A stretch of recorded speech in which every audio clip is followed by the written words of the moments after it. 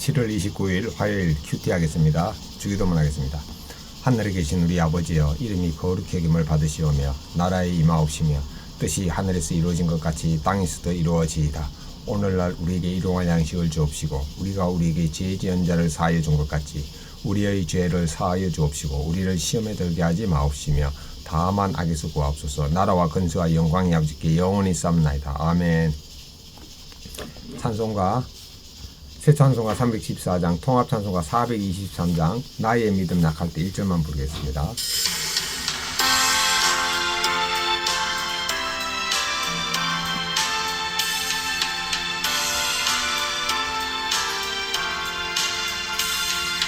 나의 믿음 약할 때 주님 붙드네.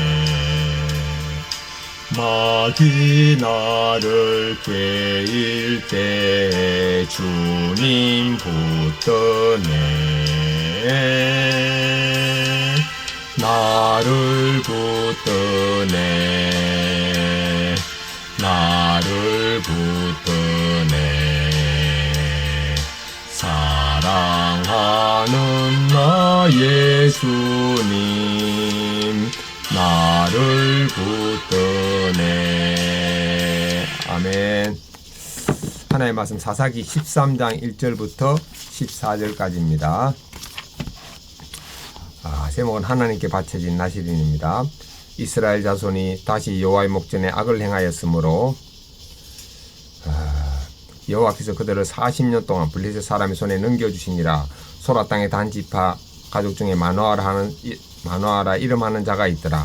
그의 아내가 임신하지 못함으로 출산하지 못하더니 여호와의 사자가 그 여인에게 나타나서 그에게 이르시되, 보라, 너가 본래 임신하지 못함으로 출산하지 못하였으나 이제 임신하여 아들을 낳으리니 그러므로 너는 상과 포도와 독주를 마시지 말며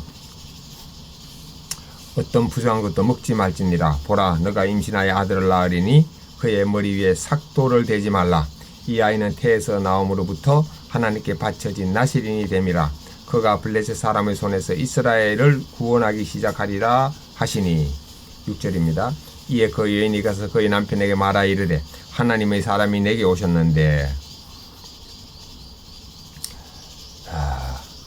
하나님의 사람이 내게 오셨는데 그의 모습이 하나님의 사자의 용모 같아서 심히 두려움으로 어디서부터 왔는지 내가 묻지 못하였고 그도 자기 이름을 내게 이르지 아니하였으며, 그가 내게 이르기를, 보라, 너가 임신하여 아들을 낳으리니 이제 포도주와 독주를 마시 말며 어떤 부정한 것도 먹지 말라. 이 아이는 태에서부터 그가 죽는 날까지 하나님께 바쳐진 나시린이 됨이라 하더이다 하니라.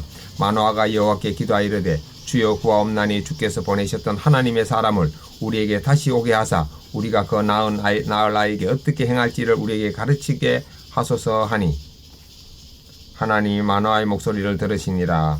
여인이 밭에 앉았을 때 하나님의 사자가 다시 그에게 임하였으나 그의 남편 마노아는 함께 있지 아니한지라. 10절. 여인이 급히 달려가서 그의 남편에게 알리어 이르되, 보소서, 전일에 내게 오셨던 그 사람이 내게 나타났나이다. 마노아가 일어나 아내를 따라가서 그 사람에게 이르러 그에게 묻되, 당신이 이 여인에게 말씀하신 그 사람이니까 하니, 이르되 내가 그로다 하니라. 마노아가 이르되, 이제 당신의 말씀대로 되기를 원하나이다. 이 아이를 어떻게 기르며 우리가 그에게 어떻게 행하리이까?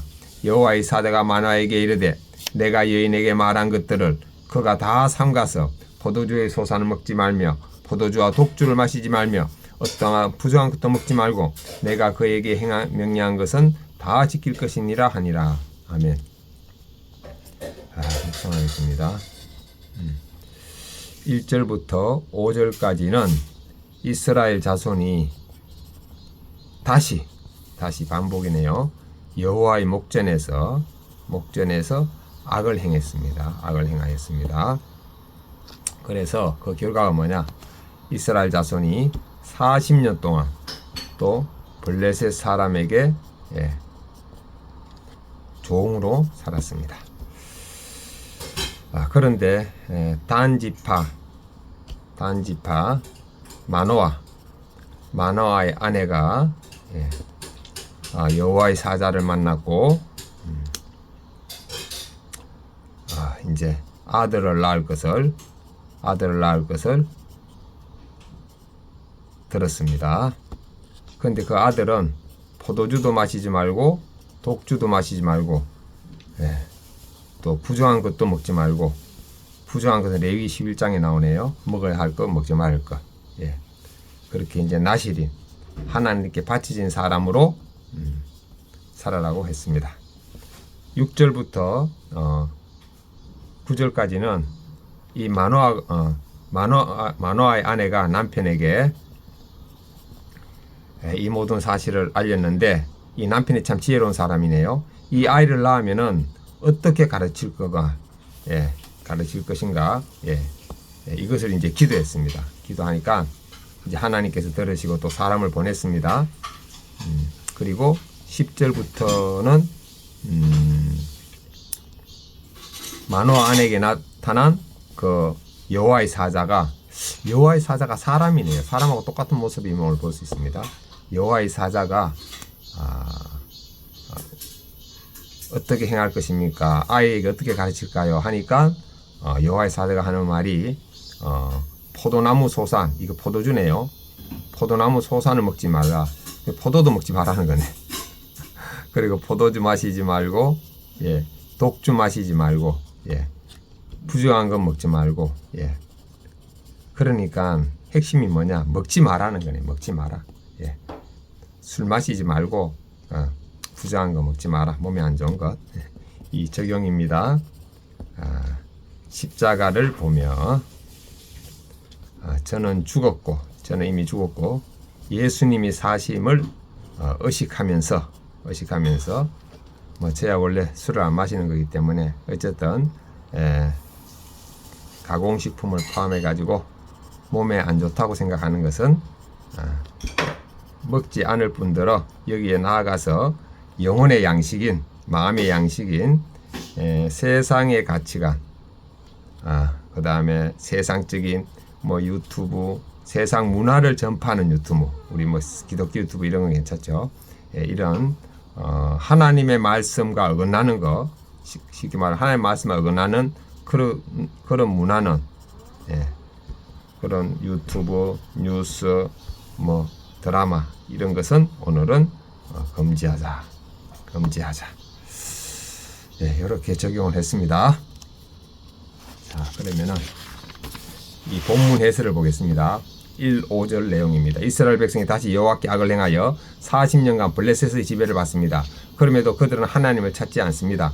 반복되는 제약에 익숙해져 마음이 강팍해지고 완악해진 것입니다. 그럼에도 불구하고 하나님은 이스라엘을 구원할 사람을 예비해 주십니다. 오늘도 하나님은 제약에 무감각해진 나를 포기하지 않으시고 구원의 길을 준비하십니다. 내가 반복되는 죄에도 회개하지 않는 무감각 악은 무엇입니까? 예수님이 동행을 의식하니까 반복적인 죄가 사라졌습니다. 6절부터 9절. 나실인의 규례는 자원함으로 기간을 정하여 서원하는 것입니다. 그런데 그가 날 때부터 죽는 날까지 나신으로 구별되는 것은 이스라엘을 구원하시려는 하나님 특별한 계획과 섭리가 있음을 나타냅니다. 이를 깨닫지 못하는 마노아는 아내와 함께 하나님의 뜻을 온전히 알 수 있도록 구합니다. 이처럼 성도는 하나님의 뜻을 알고자 주님께 겸손히 구하며 가족과 함께 기도로 나아가야 합니다. 가족과 함께. 우리 가족은 하나님의 뜻을 온전히 깨닫기를 원합니까? 지금 가족과 함께 기도가 안 되네요. 우리 가족은 기도가 안 되는 상황입니다. 10절부터 14절. 마노아의 아내는 기도 응답대로 여호와의 사자가 다시 나타난 것을 보고 기뻐하며 급히 달려가 남편을 데려옵니다. 여호와의 사자가 마노아에게 직접 나타나지 않고 그의 아내에게 나타난 것은 그녀가 먼저 듣고 본 자로서 남편에게 하나님의 사자를 확신 있게 소개할 수 있었기 때문입니다. 여호와의 사자는 전날 마노아의 아내에게 한 말 그대로 그에게 다시 전합니다. 하나님은 내가 체험한 말씀으로 다른 이들에게 자신을 확신 있게 전하기를 원합니다. 내가 체험한 말씀으로 다른 이들에게 자신을 확신 있게 전하기를 원합니다. 내가 경험한 말씀을 확신 있게 전해야 할 대상은 누구입니까? 믿지 않는 가족, 장인어른부터 해가지고 오늘 만나는 고객들. 제 무감하여 하나님을 찾지 않는 시대 속에 우리 가정과 교회가 한 마음으로 주의 뜻을 깨닫게 하옵소서. 가치관이 변하여 하나님께 드려지는 거룩한 삶을 살게 하옵소서. 주님께 돌아오지 않은 한 영혼을 구원으로 이끈 사명을 감당하게 하옵소서. 아멘. 묵상 간증입니다. 회개의 유산 김민수님 스피인 간증입니다. 이스라엘 자손이 여호와의 목전에 다시 악을 행하여 40년간 블레셋 지배를 받습니다. 저 또한 믿지 않는 가정에서 태어나 세상 성공과 명예를 쫓아 40년간 세상의 종노릇하며 살았습니다. 그러다 결혼하고 얼마 되지 않아 성매매 업소에 간 일로 아내와 심한 갈등을 겪었습니다. 이후 가출과 별거를 반복하다 결국 이혼했습니다. 그러자 하나님은 이스라엘 백성이 간구하지 않았음에도 그들을 위해 구원 계획을 세우신 것처럼 저희 가정을 구원하기 시작하였습니다. 여호와의 사자가 만화에게 나타났듯이 하나님은 지푸라기라도 잡는 심정으로 교회를 찾는 아내를 만나 주셨습니다. 그리고 저도 면접 교수권으로 첫째를 만나러 갔다가 아내의 설득으로 처음 예배를 드리게 되었습니다. 이후 매주 말씀을 들으며 저의 회피 성향과 음란 죄가 가정을 회파시킨 것을 깨닫고 회개했습니다. 그러면서 공동체의 권면과 기도로 아내와 재결합하게 되었습니다. 그 후 하나님은 난임으로 힘들어하던 저희 부부에게 둘째를 허락하셨습니다. 이혼 당시 4살이던 큰딸은 어느새 고등학교 2학년이 되었습니다. 어릴 때는 교회 가기를 좋아했는데 이제는 억지로 따라 났습니다. 딸은 저희 부부가 이혼했던 사실은 알지만 자세한 내막은 모릅니다. 설명하기 두렵고 떨리지만 죄값을 치러야 구원을 얻을 수 있듯이 부모의 이혼으로 상처받은 큰딸에게 때가 될 때까지 잘 기다렸다가 저희 죄와 수치를 고백하겠습니다. 하나님을 믿지 않았다면 지금쯤 큰딸의 입시에 집착하며 가족 모두 힘든 시간을 보냈을 것입니다. 그러나 공동체 지체들의 나눔을 들으며 자녀를 객관적으로 보게 되었습니다. 삼손은 나실임에도 죄를 짓다가 회개하여 믿음의 선진의 반열에 올라갑니다. 저도 자녀들에게 회개하는 모습을 보여주어 믿음의 유산을 물려줄 수 있기를 기도합니다. 적용 1. 아이들과 매주일 저녁에 청소년 큐티인과 세필 큐티인으로 가정예배를 드리겠습니다. 적용 2. 하나님이 저희 가정을 어떻게 구원하셨는지 교회 소그룹 모임에서 나누겠습니다. 아멘.